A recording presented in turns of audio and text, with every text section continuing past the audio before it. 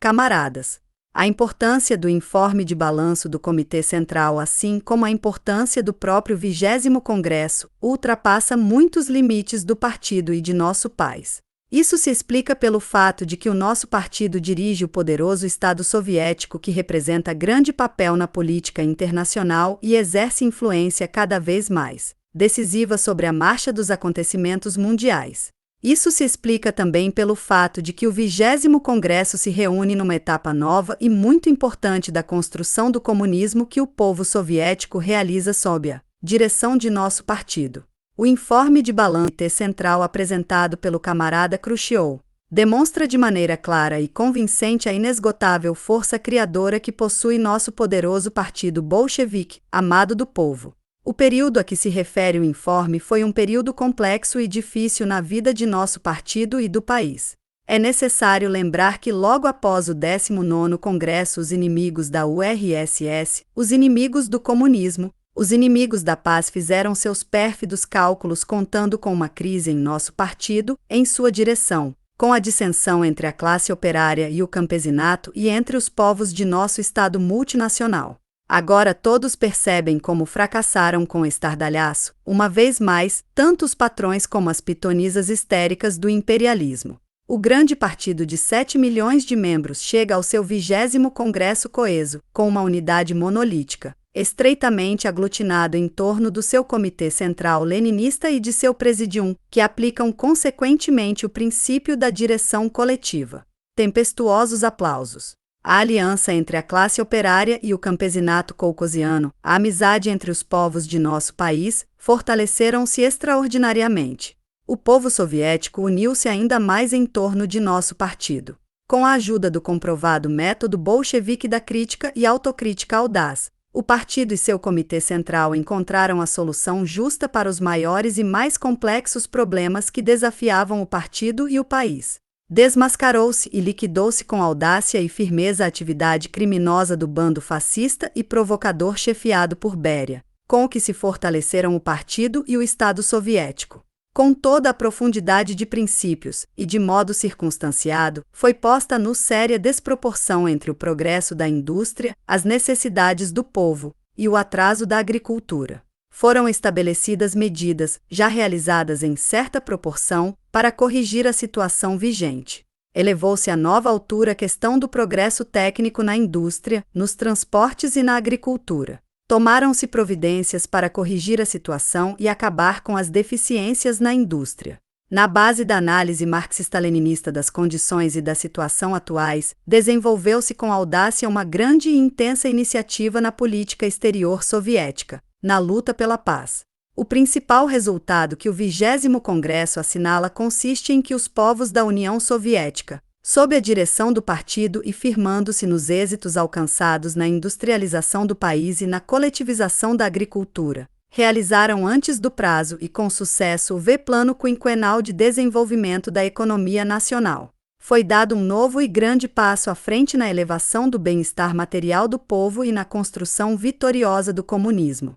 Reforçaram-se ainda mais os laços de eterna amizade fraternal entre a União Soviética, a principal força dirigente do poderoso campo socialista, e a Grande República Popular Chinesa e os demais países de democracia popular, a República Popular da Polônia, a República da Tchecoslováquia, a República Popular da Hungria, a República Popular da Romênia, a República Popular da Bulgária, a República Popular da Albânia, a República Democrática da Alemanha, a República Popular Democrática da Coreia, a República Popular Mongol e a República Democrática do Vietnã. O Estado soviético conquistou sérias vitórias na luta pela paz, pela segurança e pela amizade entre os povos de todo o mundo. O órgão supremo do partido, o 20º Congresso, tem todos os motivos para aprovar, com grande satisfação, a atividade do Comitê Central, que conduz vitoriosamente e todo o povo pelo caminho do grande Lenin.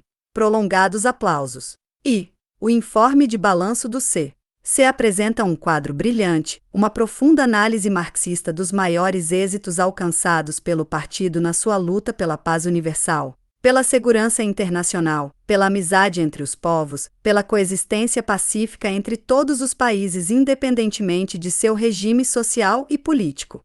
Os sucessos conseguidos pela nossa política exterior resultam de que o Comitê Central realiza de maneira justa e consequente a sábia política leninista. A força da política exterior de nosso partido consiste em que é profundamente científica e baseia-se na análise leninista do imperialismo como capitalismo moribundo e em decomposição, descobrindo as leis que regem o desenvolvimento da economia e da política mundial, considerando as transformações que se verificam na correlação das forças de classes na arena internacional. Nosso partido e o governo estabelecem oportunamente tarefas sempre novas e as realizam com êxito, assegurando o reforço das posições da URSS e de todo o campo socialista, o que importa no enfraquecimento das posições do imperialismo. V. Lenin, grande chefe de nosso partido e do Estado soviético, indicava que, como resultado da vitória da Revolução de Outubro, a divisão do mundo em dois sistemas opostos, o socialista e o capitalista, o desenvolvimento da política mundial verificar-se-á em dois sentidos. Um deles expressa a tendência das classes exploradoras, historicamente condenadas, a manter seu domínio sobre a classe operária e as massas trabalhadoras de seus países e manter submissos os povos escravizados, oprimidos dos outros países. A outra orientação expressa a decisão inabalável da classe operária e dos povos oprimidos de substituir uma sociedade baseada na exploração, na escravidão, na opressão, que dá origem às guerras, crises, desemprego, pauperização e fome das massas, por uma nova sociedade em que os povos libertos do jugo social e nacional, povos livres e independentes, desenvolverão suas relações com base na paz, na cooperação fraternal, no respeito e na ajuda mútua. Karl Marx, o grande mestre do proletariado, demonstrou cientificamente que a criação de uma tal sociedade seria inevitável. Em oposição à velha sociedade, com sua miséria econômica e sua insensatez política, escreveu ele, surgirá uma nova sociedade cujo princípio internacional será a paz, porque cada povo terá apenas um soberano, o trabalho. K. Marx e F. Engels, Obras Escolhidas, tomo I, página 449. Todo o desenvolvimento dos acontecimentos mundiais confirma a justeza das previsões dos fundadores do comunismo científico. No informe de balanço do Comitê Central ao 20º Congresso citam-se novas provas desse fato. Durante o período entre o 19 e o 20 congressos do partido aumentou imensamente a autoridade internacional da União Soviética e sua influência no curso dos acontecimentos mundiais, reforçaram-se as posições internacionais dos países do campo socialista chefiado pela URSS e pela República Popular Chinesa. Foram restabelecidas as relações amistosas e fraternais com a Iugoslávia. Por outro lado, aprofundou-se a crise geral do capitalismo, e o sistema colonial do imperialismo estala por todas as juntas. As transformações radicais na arena internacional criam perspectivas e condições ainda mais favoráveis para intensificar-se a luta pela coexistência pacífica entre países, com regime social e político diferentes em prol da salvaguarda da paz. Por isso, aplicando o marxismo-leninismo de maneira criadora e não dogmaticamente, de maneira dialética e não metafisicamente, e levando em conta as transformações verificadas no informe do Comitê Central, apresentado pelo camarada N.S. Khrushchev, importantes problemas são agora colocados de maneira justa e sob novo prisma. São as questões relativas à coexistência pacífica, a possibilidade de evitar as guerras e as formas e caminhos da passagem ao socialismo. Todos esses problemas estão estreitamente ligados entre si. Tem importância decisiva o problema da guerra e da paz, porque é um problema palpitante e vital para dezenas e centenas de milhões de pessoas em todos os recantos do globo terrestre, que passaram no século XX por 2 guerras mundiais. Não há dúvida de que, quanto à compreensão das causas que originam as guerras, particularmente sob o imperialismo, assumimos uma posição marxista-leninista, de classe. Por sua natureza de classe, ao Estado soviético é profundamente estranha a tendência à guerra com o objetivo de impor aos povos sua ideologia e seu regime social e político. A tendência a resolver os problemas internacionais em litígio pela força das armas, e muito menos a conquista de territórios alheios e a escravização de outros povos. Quanto ao imperialismo, sua própria natureza engendra as guerras.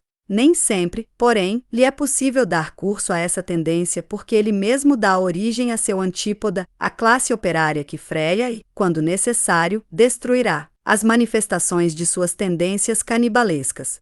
Os povos são a força decisiva que se opõe ao desencadeamento de novas guerras, e o peso específico dessa força, a vontade de paz dos povos, sua decisão inabalável de não permitir uma nova e destruidora guerra mundial, aumentaram consideravelmente durante o último período.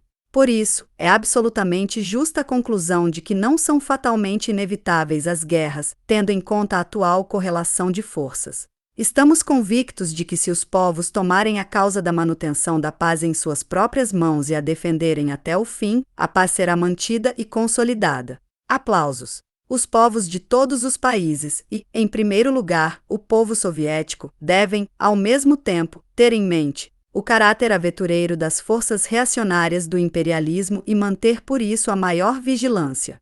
A possibilidade de evitar a guerra, objetivo a que visamos, será tanto mais real quanto mais desmascararmos as forças reacionárias agressivas do imperialismo. Quanto mais lutarmos pelo desarmamento e, enquanto não se chegar a um acordo quanto a esse problema, fortalecermos a capacidade de defesa de nossa pátria, aperfeiçoarmos nossas valorosas forças armadas, transformarmos a União Soviética num baluarte da paz universal, da segurança e da amizade entre os povos cada vez mais poderoso e firme. Prolongados aplausos. Tem importância histórica o fato de que atualmente povos de grandes potências, União Soviética, República Popular Chinesa, República da Índia e também muitos outros países, povos ligados pelos laços de estreita amizade fraternal, manifestam-se pela coexistência pacífica entre todos os países independentemente de seu regime social e político.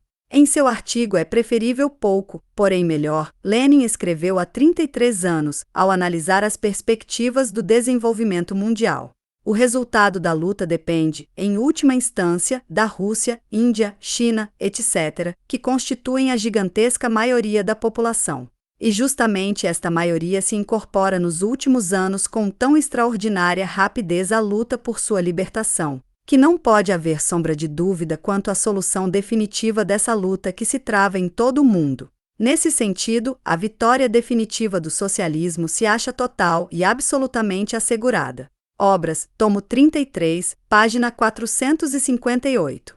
Agora todo mundo assiste à realização dessa previsão científica do gênio da humanidade, Vladimir Ilyich Lenin. Tempestuosos aplausos.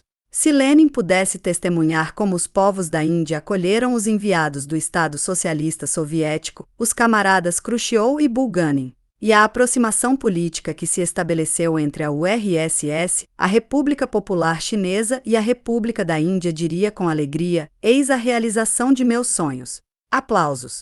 Importante significação tem o fato de que no interior dos países capitalistas se intensificam as contradições de classe. Aguça-se a luta da classe operária e das amplas massas populares não só por seus interesses econômicos, como também contra a corrida armamentista, pela paz e pelo alívio da tensão nas relações internacionais.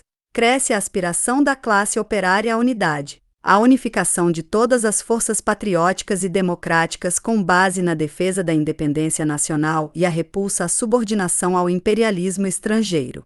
Isso se manifesta de maneira particularmente evidente na França e na Itália, onde os partidos comunistas conquistaram brilhantes vitórias nas eleições parlamentares, o que é motivo de sincera satisfação para nosso partido e todo o povo soviético. Aplausos. Estamos, como sempre, em nossas posições revolucionárias de classe. O socialismo substituirá inevitavelmente o capitalismo. Só o socialismo livrará os povos dos horrores da exploração, da opressão, da pauperização, das guerras, das crises, do desemprego, etc. No entanto, a questão das formas de transição ao socialismo deve ser resolvida concretamente, segundo as condições existentes em cada país e levando-se em conta a nova experiência histórica. É a grande experiência adquirida pela China e pelos países de democracia popular. Firmando-se no movimento revolucionário de massas do proletariado e das massas trabalhadoras, o poder popular nesses países, utilizando além disso as formas parlamentares e infundindo-lhes novo conteúdo de democracia popular, constrói com sucesso o socialismo. O povo soviético e nosso partido sentem a mais profunda satisfação pelas históricas vitórias alcançadas por nossos irmãos.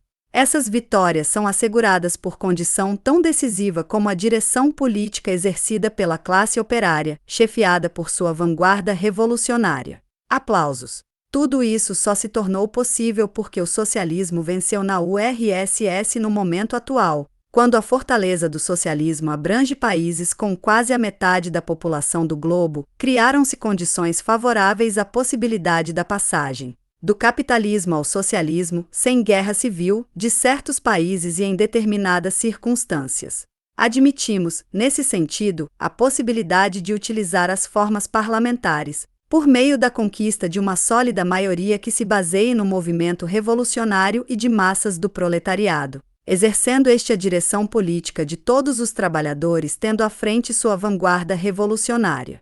Nas condições históricas contemporâneas adquirem especial importância os princípios estratégicos e táticos leninistas e, em particular, os princípios expostos em seu notável trabalho A Doença Infantil do Esquerdismo, no Comunismo. V. e Lenin ensina os comunistas a saberem aplicar os princípios gerais e básicos do comunismo à peculiaridade das relações entre as classes e os partidos, a peculiaridade do movimento objetivo para o comunismo própria a cada país em separado, e que é preciso saber estudar, encontrar e pressentir.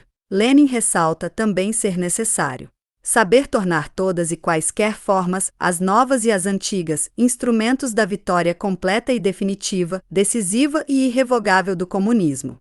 Obras, tomo 31, páginas 69, 70 e 83. A colocação dos problemas de princípios relativos ao desenvolvimento internacional contemporâneo no informe de balanço do C tem a maior importância teórica, política e prática não só para nosso partido, como também para todos os partidos comunistas e operários irmãos. Levando em conta as modificações que se verificam na situação internacional e firmando-se na crescente aspiração da classe operária à unidade, no desejo manifesto de todas as forças realmente democráticas e progressistas à unidade na luta pela independência nacional e pelo progresso social, pela paz e contra a guerra, nossos partidos irmãos poderão conseguir sérios êxitos.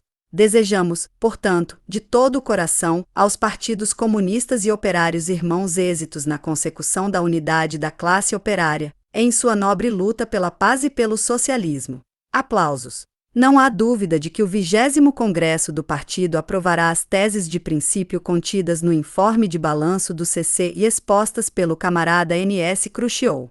Essa decisão do 20º Congresso reforçará ainda mais as posições de nosso partido e do Estado soviético na luta pela coexistência pacífica, por evitar a guerra, pela amizade entre os povos de todo o mundo e pela unidade da classe operária na luta pelo socialismo. Tempestuosos aplausos. Segunda. Camaradas, fortalecemos e melhoramos nossa situação internacional graças também aqui, apoiando-nos numa indústria altamente desenvolvida, em primeiro lugar. Não nos atrasamos em relação aos Estados Unidos, ao contrário, em certo sentido ultrapassamos aquele país quanto à mais moderna produção destinada à defesa e, em segundo lugar, fortalecemos a situação política interna do nosso país e conseguimos grandes êxitos no crescimento da agricultura e da indústria. Após o 19º Congresso do Partido, com toda a fidelidade bolchevique dos princípios e com toda a energia, o CC elaborou, aprovou e realiza várias e grandes decisões históricas sobre a agricultura. 4 plenos do CC foram dedicados aos problemas relativos ao aumento da produção de cereais e de produtos da pecuária, ao aproveitamento das terras virgens e incultas e ao fortalecimento subsequente dos kolkhozes e dos sovkhozes. Essa concentração de forças e de recursos do partido e do Estado para conseguir o desenvolvimento vertical da agricultura foi determinada pelo fato de que a agricultura, arruinada durante a guerra, se encontrava em difícil situação. Entre todas as medidas tomadas pelo Comitê Central após o 19º Congresso do Partido, tiveram particular importância as decisões relativas à utilização de grandes extensões de terras virgens e incultas e relativas ao fortalecimento dos kolkhozes com quadros. Outras medidas. Graças a várias providências de caráter econômico, o interesse material dos kolkhozianos pelo fomento da produção aumentou consideravelmente. O partido conseguiu consolidar a aliança leninista entre a classe operária e o campesinato.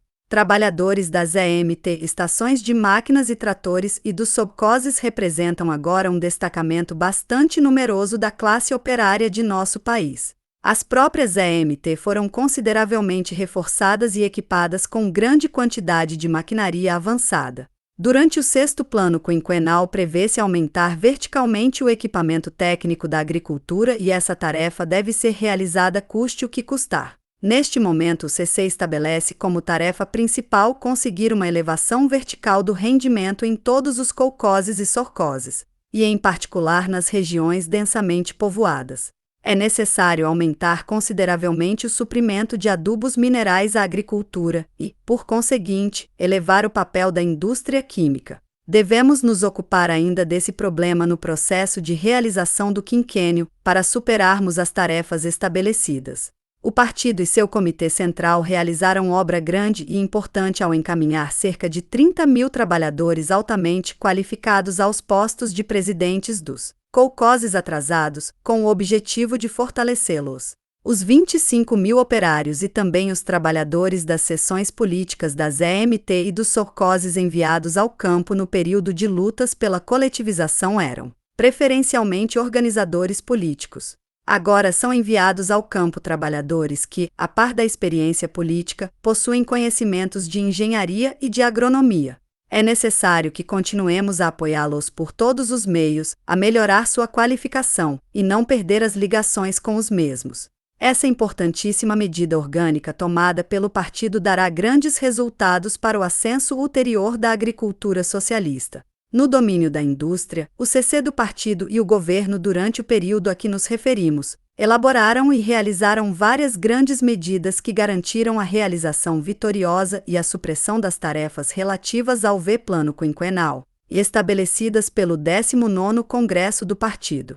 Importância particular teve a resolução tomada pelo Pleno de Julho de 1955 do CC do PCUS que aponta, no que diz respeito aos princípios, o caminho para o desenvolvimento subsequente da indústria socialista e, em particular, da indústria pesada, como base inabalável para o desenvolvimento de toda a economia, para o reforço do poderio defensivo do país, para o fomento da agricultura e o desenvolvimento da produção de mercadorias de amplo consumo. Esse caminho é o do progresso técnico à base do amplo emprego da nova técnica e das conquistas alcançadas pela ciência pátria e pela ciência mundial e o caminho da elevação vertical, sobre essa base, da produtividade do trabalho. A realização das decisões do CC quanto à indústria e à agricultura e das tarefas estabelecidas pelo sexto plano quinquenal assegurará um novo salto de nossa economia socialista e acelerará o ritmo para a passagem do país do socialismo ao comunismo.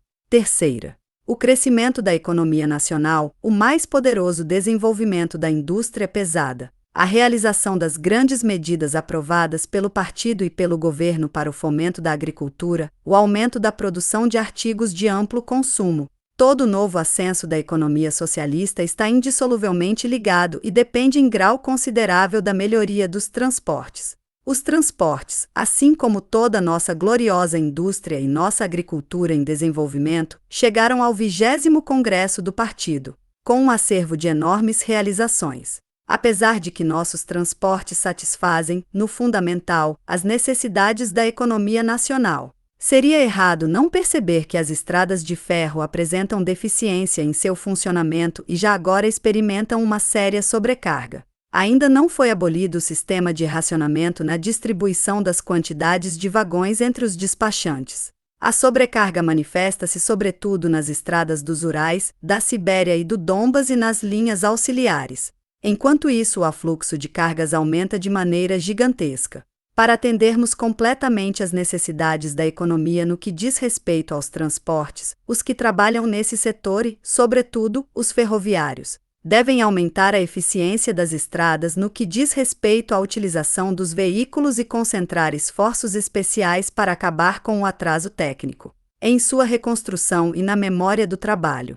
O Comitê Central do Partido levantou com acerto e firmeza o problema relativo à rápida eletrificação das ferrovias, o que representa importantíssimo elo para a reconstrução técnica dos transportes ferroviários e paia desenvolvê-los na base de uma técnica superior. No plano de eletrificação das ferrovias em 15 anos, já aprovado, prevê-se a eletrificação das linhas mais importantes e mais sobrecarregadas que se dirigem de Moscou para o sul e para o oriente, das linhas montanhosas, das artérias em que o movimento de cargas e de passageiros é intenso e das seções suburbanas em torno das grandes cidades.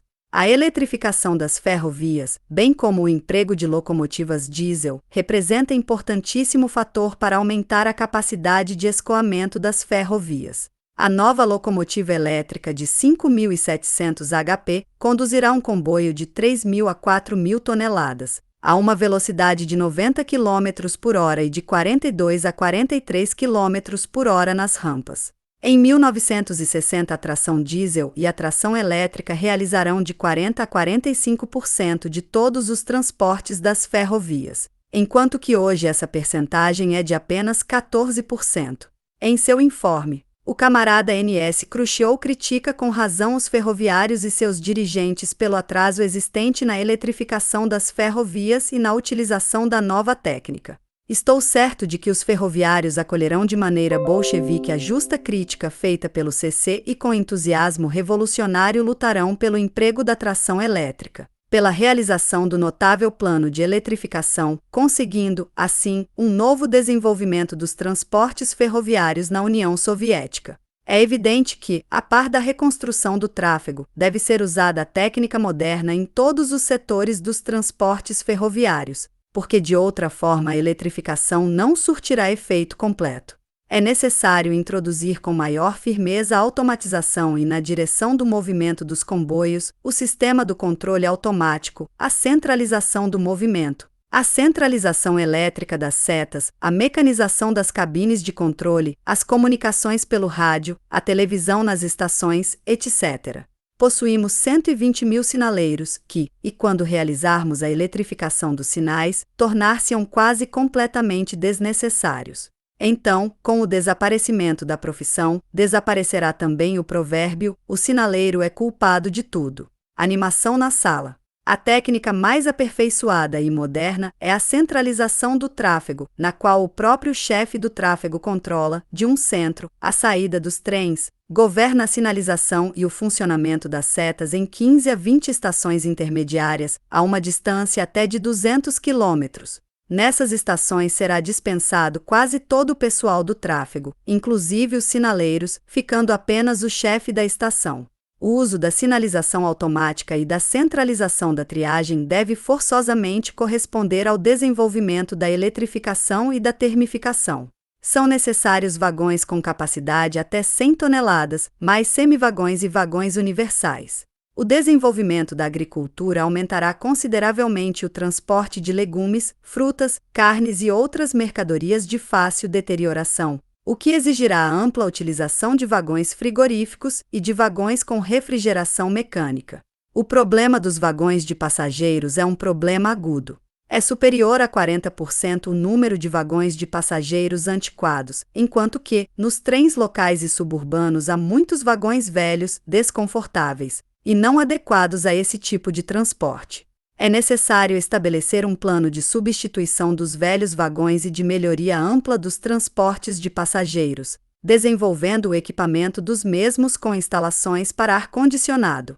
É necessário, ao mesmo tempo, desenvolver a capacidade de escoamento das ferrovias, das estações das linhas secundárias e construir novas estradas, sobretudo nas vias em que há sobrecarga e nas recentemente estabelecidas. Em 1960, por exemplo, devem estar construídas as seguintes linhas novas: Magnitogorsk-Serlitamak-Abdulino, que dará escoamento direto às cargas procedentes do sul dos Urais, e de Karagandá para o ocidente, a linha Kurgan-Sinarskaya distrito de Krasnoufins, que facilitará o trabalho da estrada de Sverdlovsk, a linha de Alma-Ata até a fronteira, que será uma nova via de ligação com a República Popular Chinesa e outras linhas. O problema mais agudo é o das estradas que limitam a utilização de locomotivas poderosas, de vagões para grandes cargas e o aumento da velocidade do tráfego. É necessário reconstruir as estradas, acelerar a substituição das ferrovias destinadas a cargas leves pelas que suportam pesadas cargas e cujo leito seja feito de cascalho. Não são menores os problemas que se apresentam ao transporte fluvial e marítimo. Importante vantagem da economia socialista é a possibilidade de uma cooperação e ação mútuas planificadas e mais eficientes entre todos os tipos de transportes, que atuem como uma rede única em toda a URSS. O peso específico das cargas nos transportes mais baratos, por água e por condutos, ainda é baixo. Os chamados rios pequenos ainda são utilizados de maneira particularmente insatisfatória para o transporte das cargas locais. Apesar da reconstrução radical, no Volga, de novos canais e reservatórios navegáveis, é extremamente insuficiente a utilização dos caminhos fluviais. Não se pode admitir que dezenas de milhões de toneladas de carga sejam transportadas por ferrovias paralelamente ao Volga e a outros rios. As grandes possibilidades para reduzir, no Extremo Oriente, os transportes ferroviários a longa distância serão abertas com uma utilização mais eficiente do caminho marítimo no Ártico e, com o aumento dos transportes de grande cabotagem procedentes dos portos do Mar Negro. A criação de uma rede de transporte interligada e que atue coordenadamente permitirá reduzi-los e barateá-los. Mas, para isso, é necessário melhorar os transportes por via marítima e fluvial. É necessário que os dirigentes do Ministério da Frota Fluvial e Marítima manifestem grande atividade e firmeza no aperfeiçoamento e na reconstrução da frota e na utilização de navios mais poderosos e aperfeiçoados, capazes de desenvolver elevadas velocidades, destinados a cargas e passageiros. Nos transportes por água, o setor de maior atraso é o dos portos e cais. É necessário realizar grandes esforços para desenvolvê-lo. Quanto aos transportes rodoviários, possuímos poucos veículos de grande potência e, em particular, poucos reboques. Devemos utilizar os veículos de maior potência destinados a cargas que variam de 10 a 20 mais toneladas. É necessário afirmar que possuímos poucas rodovias aperfeiçoadas. Ainda está por resolver o problema relativo ao desenvolvimento da rede de estradas de rodagem. A iniciativa local deve ter grande importância no que diz respeito à construção, reparos e manutenção das estradas. É necessário elevar o peso específico do transporte rodoviário realizado por organizações nacionais, reduzindo-se a utilização dos veículos destinados aos departamentos. A espera de que se realize a reconstrução técnica do transporte não deve diminuir a luta pela melhoria da utilização das reservas existentes nos transportes ferroviários, fluviais, marítimos e rodoviários, porque, de outra forma, não conseguiremos transportar todas as cargas. Para resolvermos o problema dos transportes, é necessário economizar a partir das próprias cargas, utilizando de maneira mais ampla e profunda as vantagens de nossa economia socialista para alcançar a melhoria na distribuição das forças produtivas, aproximar a indústria das fontes de matérias-primas e das regiões de consumo, desenvolver multilateralmente as diversas regiões e intensificar o acabamento da produção no local. Tudo isso, a par da melhoria na planificação das cargas e do consumo, possibilitará acabar com os transportes cruzados, desnecessariamente distantes e outros transportes irracionais, o que é uma tarefa importante e séria do sexto plano quinquenal. Para realizarmos as grandes tarefas que se apresentam na esfera dos transportes, é necessário melhorar seriamente o trabalho relativo ao incremento dos mesmos, usar métodos industriais, melhorar a planificação, acelerar os prazos de terminação das obras e, o que é o principal, barateá-las. A reconstrução técnica dos transportes deve, em primeiro lugar, produzir importantes resultados na elevação da velocidade do tráfego, o que tem grande importância para a economia nacional. O aumento da velocidade reduz o preço de custo das cargas, possibilitará uma considerável economia nos transportes e libertará uma quantidade suplementar de vagões, locomotivas, embarcações, automóveis e, o que é particularmente importante, elevará a capacidade de escoamento das ferrovias e dos portos. O aumento da velocidade dos transportes libertará da esfera da circulação imensa quantidade de recursos materiais, acelerará a circulação mercantil e aproximará, no tempo, as regiões de produção e de consumo. Por conseguinte, isto facilitará o entrelaçamento da indústria, assegurando, assim, uma produção suplementar, às expensas da mais rápida liberação dos meios de produção da esfera dos transportes. No que se refere ao transporte de passageiros, será economizado tempo para o trabalho produtivo e o repouso dos trabalhadores. Quarta, o problema da velocidade e da economia de tempo em geral tem ampla significação para a economia nacional. Marx escreveu que a economia de tempo reduz, em última instância, toda a economia. A economia de tempo, assim como a economia planificada do tempo de trabalho pelos diferentes setores da produção, continua a ser a primeira lei econômica da produção coletiva. Arquivos, K. Marx e F. Engels, tomo 4, página 119. Isso tem grande importância, particularmente nas condições históricas em que se realiza a palavra de ordem do grande Lenin de alcançar e ultrapassar no sentido econômico, isto é, na produção per capita, os principais países capitalistas. Durante os anos transcorridos desde que foi formulada esta palavra de ordem, com exceção do período da guerra, quando nossa principal tarefa era expulsar Hitler até Berlim e levá-lo à sepultura, o que foi brilhantemente feito pelo nosso glorioso exército. Muito avançamos na realização da tarefa de alcançar e ultrapassar os principais países capitalistas na produção per capita, e reduzimos o nosso atraso em relação aos mesmos. A realização assegurada pelos ritmos mais altos de desenvolvimento da economia nacional da URSS em relação aos países capitalistas, e pelas leis que regem o desenvolvimento do socialismo, distintas daquelas que regem o capitalismo. A economia socialista é mais racional do que a capitalista, sobretudo porque não conhece as perdas na produção e na circulação, decorrentes da própria natureza do capitalismo, as crises, o desemprego, a anarquia da produção e a concorrência. Embora tanto na produção quanto na circulação haja, em nosso país, muitas perdas, conhecemos o meio de aboli-las e lutaremos com êxito por sua redução e liquidação. Esse meio é o regime de economia em todas as esferas da nossa construção. O regime de economia continua a ser a tarefa mais importante do trabalho do partido, do aparelho soviético e de toda a economia nacional. Trata-se de diminuir as despesas nas atividades não produtivas, reduzir os gastos com a administração, reduzir e melhorar o trabalho com o aparelho do Estado, diminuir os gastos na esfera da circulação e dos transportes, nos quais não se criam novos bens materiais. Trata-se de uma questão da maior importância, a economia de gastos do trabalho individual e do trabalho social na produção, o que se expressa no mais elevado índice qualitativo da produção socialista e na baixa do preço de custo. A solução da tarefa econômica fundamental só pode ser alcançada na condição de assegurar-se uma produtividade de trabalho mais elevada do que no capitalismo.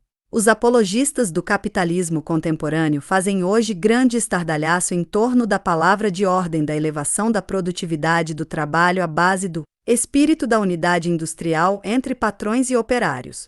Trata-se de uma velha cantiga, em novo tom, porque a produtividade do trabalho não interessa aos capitalistas como meio de melhorar a vida da sociedade em seu todo, e sim como meio de aumentar o superlucro capitalista. Para nós, para o campo socialista, o aumento da produtividade do trabalho tem importância decisiva como meio de aumentar a produção da economia nacional e elevar o bem-estar material do povo. Já em 1919, o grande Lenin declarava que a produtividade do trabalho era fator principal para a vitória do novo regime social.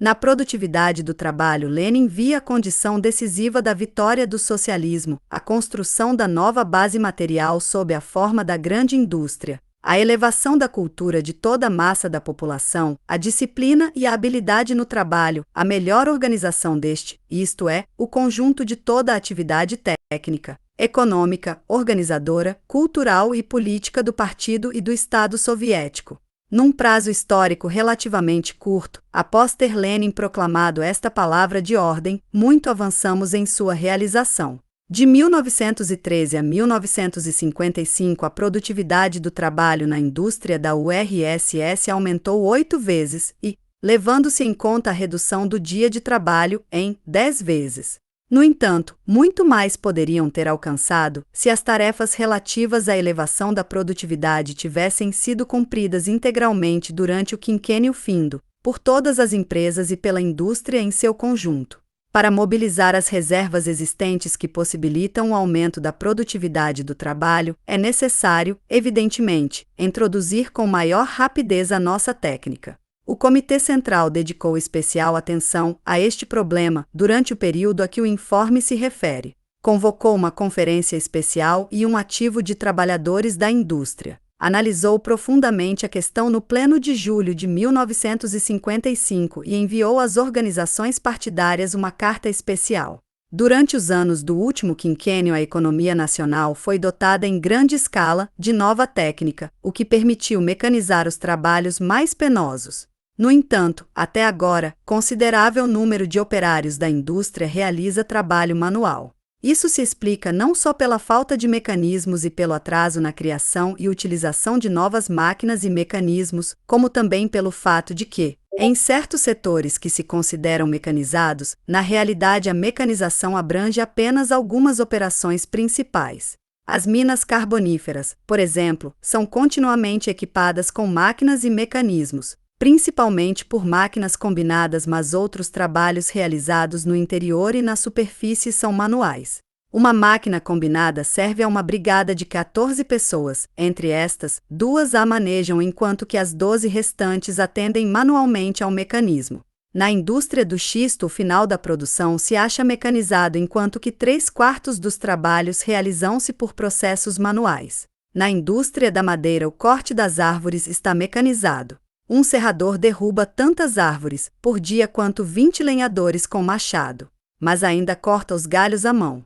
Por conseguinte, nossa tarefa mais importante, no domínio da mecanização, é a utilização da mecanização complexa. A automatização da produção deve tornar-se um importante fator para elevar a produtividade do trabalho.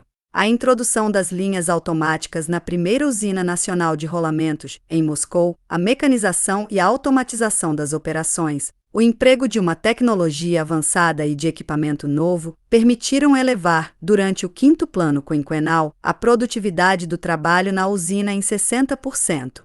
Em comparação com o nível de pré-guerra, a produção total nesta usina aumentou 2 vezes e a quantidade de operários diminuiu em 29%. Introduzindo linhas automáticas e criando empresas automatizadas, devemos realizar, em ampla escala, a reconstrução técnica das empresas em funcionamento e, sobretudo, empregar novos tipos de equipamento, modernizando e substituindo o equipamento obsoleto. Isto abrirá amplas possibilidades para o emprego dos métodos que acelerem a produção e para elevar a produtividade do trabalho. A tarefa de empregar a nova técnica e mecanizar os trabalhos pesados e penosos diz respeito não só à indústria, aos transportes e à construção, mas também à agricultura. No entanto, qualquer nova técnica, por mais poderosa que seja, será inútil sem o trabalho humano. Por sua vez, a influência ativa do trabalho sobre os meios de produção depende da forma social do trabalho. O fato de a técnica possibilitar uma maior ou menor produção depende não só da própria técnica, mas também, em grau não menor, do caráter do trabalho, isto é, o trabalho é assalariado, na sociedade capitalista ou livre, na sociedade socialista. Em nosso país e nos países que constroem o socialismo, as relações de produção facilitam o desenvolvimento da produção social. Criam condições para o ascenso contínuo da atividade criadora das próprias massas trabalhadoras e para o florescimento da emulação socialista. Lenin considerava a organização da emulação como importantíssima tarefa do Estado. Na URSS, a emulação socialista se tornou uma questão de todo o povo e os êxitos alcançados são, em grau considerável, resultantes da emulação socialista de massas. No entanto, seria errado não perceber que, apesar desses resultados indiscutíveis, há muitas deficiências sérias que impedem o desenvolvimento da emulação socialista e poderão entravá-lo ainda mais no futuro. O principal defeito consiste no fato de que, em vários setores da produção, pouco se divulga a experiência de vanguarda dos inovadores da produção, vanguardeiros da emulação socialista. Citam-se às vezes dados segundo os quais o nível da produtividade individual do trabalho é entre nós inferior ao dos Estados Unidos. No entanto, é um fato indiscutível que nossos inovadores da produção alcançaram, e em muitos casos superaram, em vários ramos da indústria e dos transportes, a produtividade do trabalho nas profissões correspondentes, nos Estados Unidos. Isto demonstra que, com uma ampla utilização da experiência dos inovadores, poderemos rapidamente alcançar e ultrapassar os Estados Unidos, também quanto ao nível da produtividade do trabalho. No entanto, nas empresas e nos ministérios, é frequente a atitude burocrática para com a utilização, em massa, dos métodos seguidos pelos inovadores. Os camaradas Butinsky e Belico, motoristas de vanguarda de máquinas combinadas nas minas carboníferas e suas brigadas, na bacia de Karagandá, elevaram a produção mensal por máquina para 26 mil toneladas, isto é, quase 3 vezes mais do que em toda a região, e quase 5 vezes mais do que em todo o ministério. Não conseguiram isso à custa de uma supertensão física e sim por meio do aperfeiçoamento de sua máquina e da melhoria do próprio processo do trabalho. Essas brigadas produzem 2 vezes mais do que as demais brigadas de máquinas combinadas em Karagandá. Se o Ministério da Indústria Carbonífera introduzisse amplamente este método avançado, poderíamos conseguir uma quantidade suplementar de dezenas de milhões de toneladas de carvão por ano, enquanto a produtividade do trabalho dos operários aumentaria em mais de 60%. Poderia citar muitos exemplos desse tipo, mas limitar-me-ei apenas a um exemplo interessante. Refiro-me ao torneiro da usina O Escavador Vermelho, de Kiev, camarada Semins, delegado ao 20º Congresso do Partido. Possuímos notáveis iniciadores de vanguarda do método de corte rápido, como os camaradas Bikov e Bortchevich. Mas me detenho no camarada Seminsky porque trabalha com um torno comum, amplamente usado em nosso país. Já há 10 anos ele supera a norma em 5 a 6 vezes, tendo conseguido isso, principalmente, por meio da redução do tempo de elaboração das peças. Todos os torneiros comumente gastam de 20 a 35% do tempo trabalhando na máquina e 65 a 80% no trabalho auxiliar. O camarada Seminsky, ao contrário, emprega na máquina de 65 a 70% do seu tempo e nas demais tarefas apenas 30 a 35%. Consegue isso graças ao emprego de dispositivos e instrumentos simples, porém notáveis, de sua própria invenção, que mecanizam e automatizam o processo de acabamento das peças. O salário percebido pelo camarada Seminsky acha-se em estreita ligação com isso, ganha 2,5 mais do que o salário médio dos torneiros da mesma usina de Kiev. Palestrando comigo, o camarada Seminsky afirmou: se todos os torneiros empregassem os dispositivos e instrumentos aceleradores que criassem condições para trabalhar a ritmo acelerado, cada um deles poderia produzir tanto quanto eu, e a produtividade do trabalho dos torneiros elevar-se-ia de 2 a 3 vezes. Nada pode justificar tanta inoperância e negligência por um problema tão importante, reveladas, em primeiro lugar, pelos ministérios da indústria de fabricação de máquinas. Têm pleno conhecimento do fato e de outras propostas de inovadores, mas são tolhidos pela inércia, pela rotina e pelo burocratismo ainda dominantes entre muitos administradores. É certo que os administradores têm dificuldades na difusão e introdução da experiência dos inovadores, mas estas podem ser completamente superadas com uma boa direção da economia. É preciso tornar a introdução da experiência de vanguarda na produção uma questão estatal, em lei, de acordo com as indicações do grande Lenin, para que a força do exemplo se torne, em primeiro lugar, moral e posteriormente se torne um modelo imposto compulsoriamente. Obras, tomo 27, página 177. As particularidades da etapa atual do desenvolvimento da emulação socialista são determinadas pelo considerável progresso da técnica na economia nacional, pelo ascenso do nível cultural e técnico da classe operária e pelo elevado nível da produtividade do trabalho. Nessas novas condições, se desenvolveram e agigantaram-se os próprios inovadores da produção. A emulação socialista elevou-se a grau novo, extraordinariamente mais avançado. Isto exige, portanto, um nível mais alto de direção e de organização.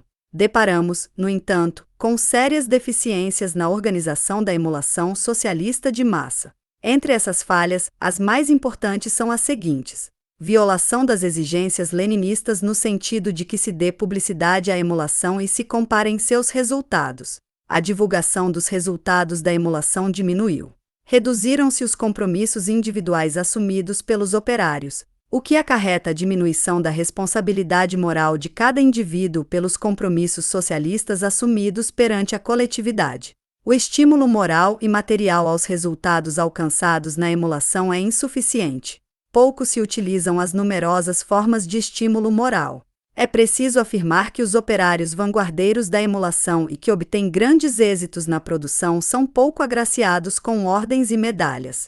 Com frequência, não é justa a distribuição dos fundos obtidos pelas empresas em virtude dos resultados alcançados na emulação socialista em toda a URSS. Estamos longe de avaliar devidamente os méritos da iniciativa daqueles engenheiros e técnicos que muito trabalharam para garantir o êxito dos operários avançados. Essa deficiência torna particularmente inadmissível na etapa atual da emulação, em que os feitos dos operários no aperfeiçoamento da técnica e da tecnologia, no melhoramento da organização do trabalho e da produção são simplesmente inconcebíveis sem a estreita colaboração dos engenheiros e técnicos e sem a direção destes. Há sérias falhas na organização do trabalho e da produção, que dificultam a emulação socialista, manifestam-se sobretudo na falta de ritmo em que o trabalho se desenvolve durante o mês e até mesmo durante o dia, no trabalho acelerado na última década do mês, nas grandes perdas do tempo de trabalho. Estas chegam a constituir, em média, na indústria, 1 hora, às vezes 1 hora e meia e até mesmo 2 horas por dia, para cada operário. Essas falhas se tornam, agora, particularmente inadmissíveis. Nosso partido tomou a importante resolução de introduzir o dia de trabalho de 7 horas. Estamos certos de que nosso operário soviético corresponderá a essa decisão histórica de seu partido com um trabalho ainda mais heróico em prol da pátria e da vitória do comunismo. Aplausos. No entanto, para realizá-lo, é necessário acabar com as imensas perdas de tempo de trabalho existentes hoje. A liquidação dessas sérias falhas exige a melhoria decisiva da direção exercida pelos administradores e também pelas organizações sindicais e partidárias. Respondem, em primeiro lugar, pelo trabalho normal, rítmico e ininterrupto da empresa os administradores. Cada administrador deve ocupar-se não só da técnica e da organização da produção, deve cuidar de perto da emulação socialista dos homens, com toda a solicitude em relação às suas necessidades. O próprio administrador deve procurar e estabelecer os contatos com os homens, com as organizações partidárias, sindicais e outras, sem esperar que estas tomem a iniciativa de estabelecê-los. Todo administrador deve, juntamente com as organizações do partido e os sindicatos, esforçar-se por elevar o nível da disciplina no trabalho e, ao mesmo tempo, contribuir por todas as formas para abolir as causas de muitas violações da disciplina, por meio da criação de condições normais de vida e segurança no trabalho, etc., para os operários e empregados. Devemos ressaltar particularmente o papel dos administradores na realização das conferências da produção, as quais têm grande importância. A natureza das conferências de produção é definida pela essência de nosso regime socialista. Só em nossa sociedade pode haver esta forma de participação direta das amplas massas operárias na administração da produção.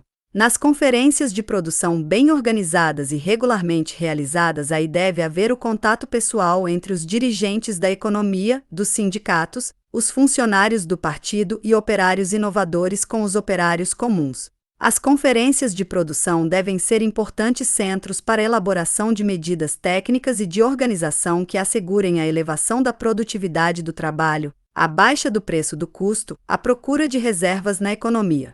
Devem cuidar também do aumento dos recursos destinados à melhoria ulterior do bem-estar material dos operários e, em particular, do aumento do fundo das empresas para o melhoramento das condições de vida dos trabalhadores.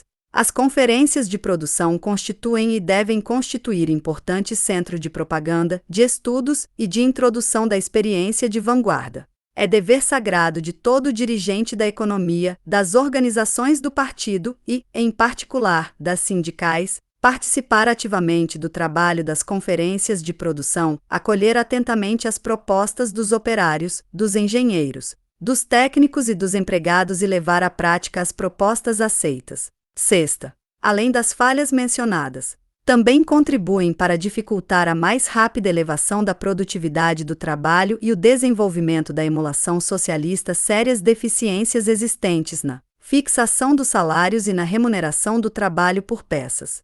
O camarada N. S. Khrushchev tem razão ao afirmar não haver clareza quanto ao problema do salário. Tentemos agora esclarecê-lo.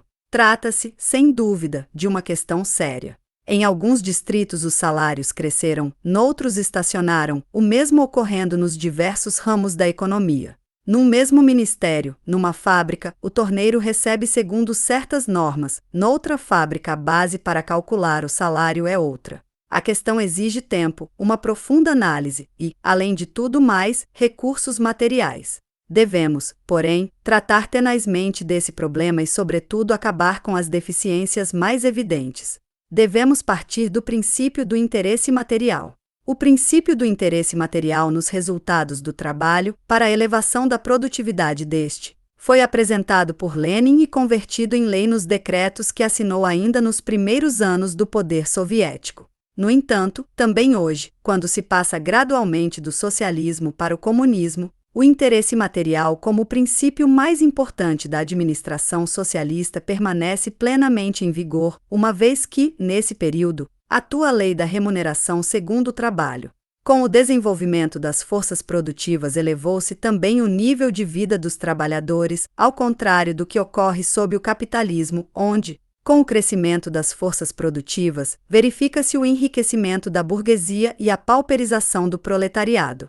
Isto é demonstrado, de modo claro, no trabalho do camarada Thorez sobre os novos dados relativos à pauperização dos trabalhadores na França. Os princípios expostos por Lenin, de fixação do salário na sociedade socialista, justificaram-se plenamente. Permanecem em vigor também, hoje, mas a vida avança, introduz emendas e é nosso dever levá-las em conta.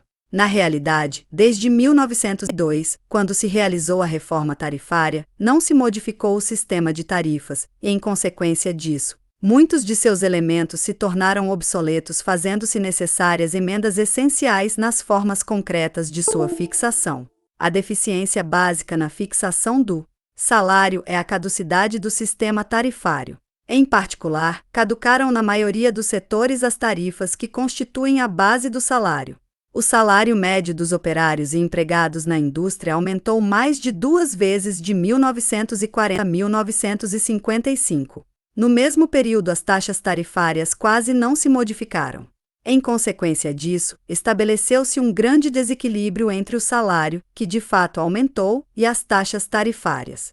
Conservaram-se as normas de pagamento em um nível baixo, para destas deduzir o nível alcançado pelos salários. A taxa tarifária e a norma de produção já não são, assim, totalmente, um princípio organizador nas questões do aumento da produtividade de trabalho e do salário, porque quase a metade do salário é conseguida com a superação das normas, à custa de prêmios e outros pagamentos complementares. O sistema tarifário contém, por força de diferentes estratificações verificadas durante 20 anos, elementos de igualitarismo. A diferença existente entre as baixas tarifas e o salário de fato é uma das causas de que estejam estabelecidas de maneira insatisfatória, em nossa indústria, as normas de trabalho e a realização de importantes medidas para a introdução de novos dispositivos e de novos mecanismos que assegurem aos operários a realização das normas estabelecidas. As grandes deficiências existentes atualmente na fixação do salário, que entrava o desenvolvimento da produtividade do trabalho, exigem que se prepare e realize, cuidadosa e inadiavelmente, a regulamentação do assunto, ou, como é chamado, a reforma tarifária do salário e das normas de trabalho. Não é uma questão fácil, exige tempo e, na medida do possível, recursos. Fazê-la, porém, é necessário. Constitui importante tarefa o cumprimento da notável decisão tomada pelo C. a respeito da elevação do salário dos operários cuja remuneração é pequena. Isso terá grande importância para a elevação do nível de vida desse grupo de trabalhadores.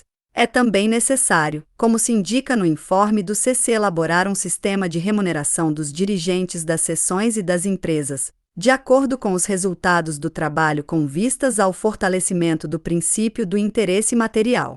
Todos os problemas analisados no Congresso e constantes do informe do CC e do projeto de diretivas para o 6º Plano Quinquenal dizem respeito aos interesses fundamentais de todos os trabalhadores de nosso país.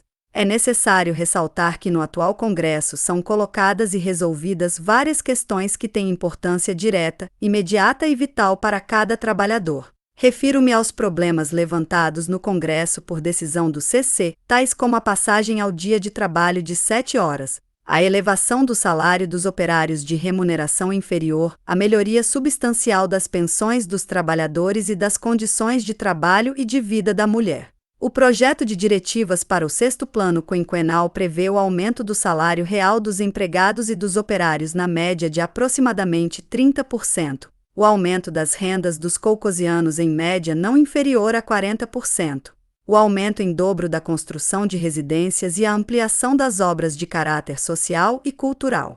Todas essas decisões são, antes de tudo, expressão da vitória do socialismo em nosso país, da superioridade indiscutível do regime socialista, de nossas vitórias na guerra patriótica e dos êxitos na construção do comunismo, são frutos de toda a política e atividade prática de nosso partido, que visa satisfazer ao máximo as crescentes necessidades materiais e culturais do grande povo soviético.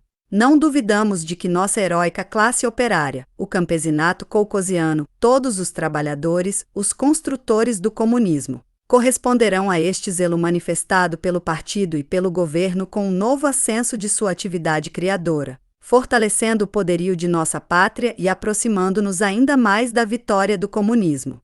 Prolongados aplausos. 7ª. Em nosso país criaram-se atualmente possibilidades favoráveis para acelerar os ritmos da transição do socialismo ao comunismo. A transformação dessas possibilidades em realidade depende decisivamente do fator subjetivo, da elevação do nível e da capacidade de direção em todos os domínios da vida econômica e política. É particularmente sério o papel dos sindicatos como organização mais ampla da classe operária, que liga nosso partido à classe operária. Atualmente, os sindicatos unem em suas fileiras mais de 42 milhões de operários e de empregados. Não há dúvida de que nossos sindicatos contam com grandes realizações em sua atividade e não são poucos seus méritos perante a classe operária, o partido e o Estado. Em muitos aspectos são modelos para os sindicatos irmãos dos países de democracia popular e merecidamente representam o papel dirigente no movimento operário internacional. Seria, porém, errado não vermos na atividade dos sindicatos sérias deficiências cuja extirpação deve elevar consideravelmente seu papel na construção do comunismo. O Pleno de Julho do CC do partido indicou a necessidade de melhorar o trabalho dos sindicatos na direção da emulação socialista, de acabar com o formalismo nessa questão, de divulgar mais amplamente a experiência dos operários de vanguarda e dos inovadores da produção, de reforçar a disciplina no trabalho, conseguindo-se elevar a produtividade do trabalho e o bem-estar material dos operários e dos empregados. Os sindicatos devem revelar, muito mais do que até agora, capacidade de iniciativa, persistência e combatividade, tanto nas empresas como no centro, para descobrirem e extirparem as grandes deficiências na regulamentação do trabalho e do salário, na luta contra a atitude burocrática em relação ao trabalho e às condições de vida dos operários e dos empregados, na defesa da segurança no trabalho. Os sindicatos devem dedicar grande atenção às questões do trabalho e às questões da produção diretamente a eles ligadas. Nesse sentido, os sindicatos devem representar grande papel nas conferências de produção, cujo trabalho é necessário ativar e melhorar consideravelmente. Todo o trabalho dos sindicatos, de cima a baixo, deve estar imbuído de intransigência bolchevique em relação às deturpações burocráticas. A atitude de indiferença para com os operários inovadores da produção e a satisfação das crescentes reivindicações e necessidades dos operários e de todos os trabalhadores. Com sua participação ativa na construção do comunismo, os sindicatos devem justificar, mais do que nunca, a definição que lhes deu Lenin de escolas do comunismo. De escolas, dizia Lenin, de um tipo profundamente novo, de escolas de governo, de administração, escolas de comunismo.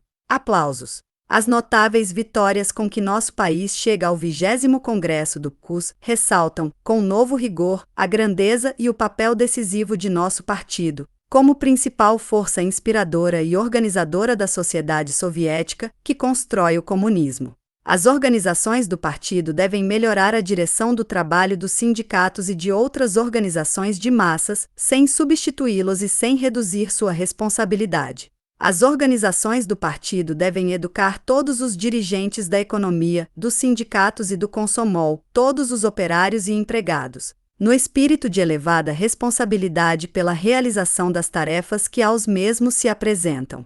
devem pautar toda a sua atividade de organização e partidária de massa, de maneira que exerçam influência concreta sobre os comunistas e, através destes, sobre todo o coletivo sem partido.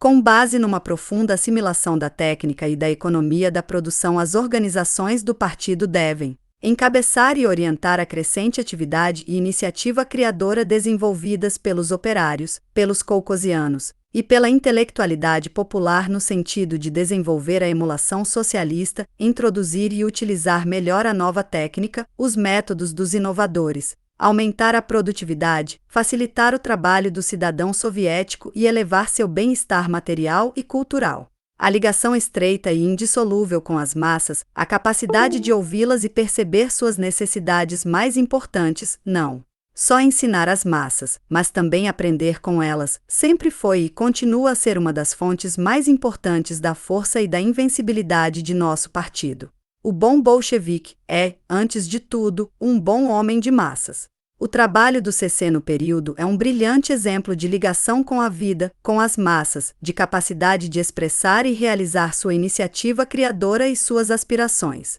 Apesar de certos êxitos alcançados pelo partido e pelo governo na luta por melhorar e reduzir o custo do aparelho do Estado, em seu trabalho ainda há certas deficiências. A principal delas está em que parte dos quadros dirigentes do aparelho estatal se acha insuficientemente ligado às massas à vida e sofre de burocratismo. É preciso conseguir que os dirigentes, a começar dos ministérios e a terminar nas empresas, colcoses, EMT e sovcoses, aproximem-se com maior frequência da produção. Intervenham ante os operários e os colcosianos e respondam às questões palpitantes que lhes interessam e agitam.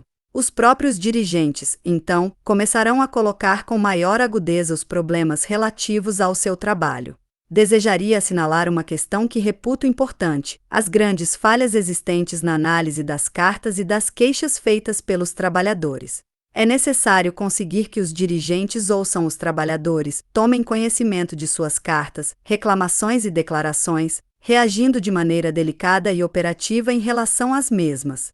O cidadão soviético e os trabalhadores sempre se encontraram e continuam a encontrar-se no centro da atenção de nosso partido.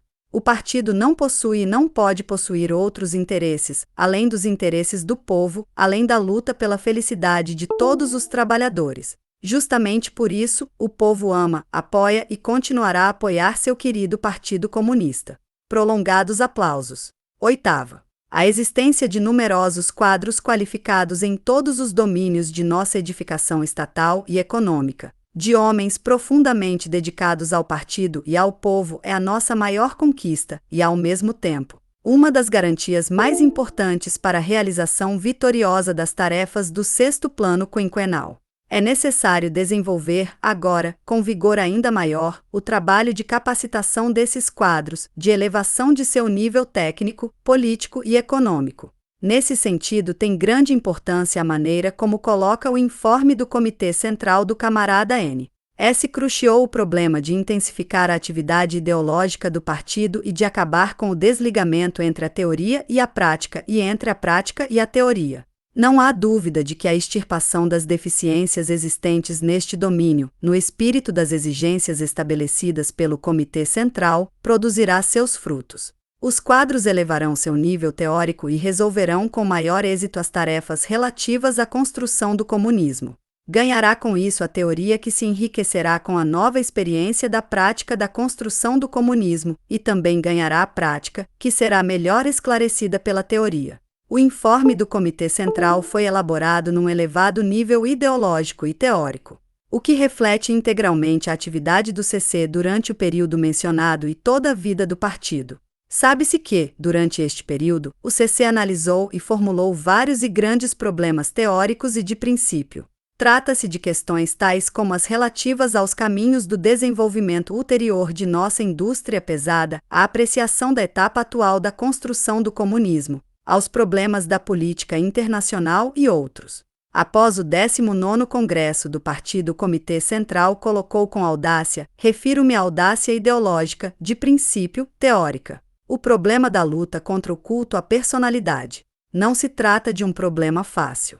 No entanto, o CC o resolveu de maneira justa, marxista-leninista, partidária. O culto à personalidade é prejudicial porque reduz o papel das massas, do partido e de seus quadros dirigentes.